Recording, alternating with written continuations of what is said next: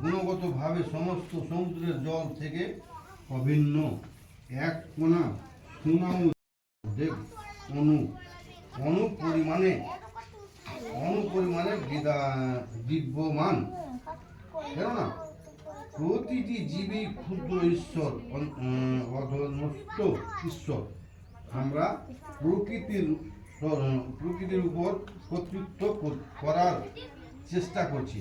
যেমন এখন আমরা অন্তরিক্ষ অথবা অন্যান্য গ্রহ নিয়ন্ত্রিত করবার চেষ্টা করছি। আর এই প্রচেষ্টার স্বাভাবিক কারণ কর্তৃত্ব করার এই গুণ শ্রীকৃষ্ণের মধ্যেই বিদ্যমান। কিন্তু প্রকৃতির উপর কর্তৃত্ব করার প্রবণতা আমাদের মধ্যে থাকলেও আমাদের বোঝা উচিত যে আমরা পরম নিয়ন্তা নই। ভগবদ্গীতাতে এই বিষয়ে বিশদভাবে ব্যাখ্যা করা হয়েছে।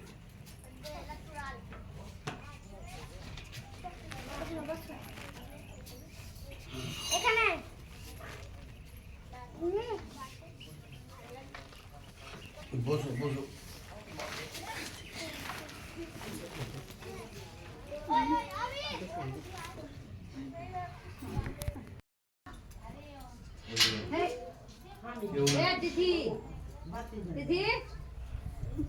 যেমন খ প্রভুকে ক সেবা করে, গ প্রভুকে খ সেবা করে, আর গ সেবা করে ঘ প্রভুকে। এইভাবে সকলে কারো না কারো দাসত্ব করেই চলেছে। এই পরিস্থিতিতে আমরা দেখতে পাই বন্ধু বন্ধুর সেবা করে, মা সন্তানের সেবা করে, স্ত্রী স্বামীর সেবা করে, স্বামী স্ত্রীর সেবা করে ইত্যাদি। এইভাবে অনুসন্ধান করলে দেখা যায় যে জীবনকুলে যেইভাবে সমালোচনা কাজের কোনো অনকা নেই। রাজনীতিবিদেরা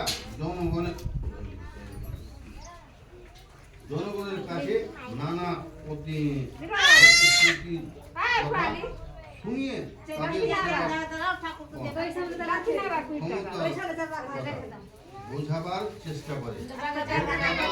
তাই রাজনীতিবিদের সমাজের খুব ভালো সেবা করবে বলেই মনে করে তাদের মূল্যবান ভোটটা তাদের দিয়ে দেয়।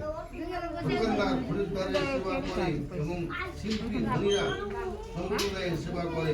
ধনী সম্প্রদায়ে তাদের পরিবারের সেবা করেই এবং পরিবারের সদস্যরা নিত্য জীবনের নিত্য সামর্থ্য অনুযায়ী রাষ্ট্র সেবা করেই করে। এইভাবে আমরা দেখতে পাই যে কোনো না কোনো জীবন ওই ক্যারিটা কার আছে ও তে রেখে দিত সব ফেলে ওই ক্যারিটা দিয়ে পাঠিয়ে দিত।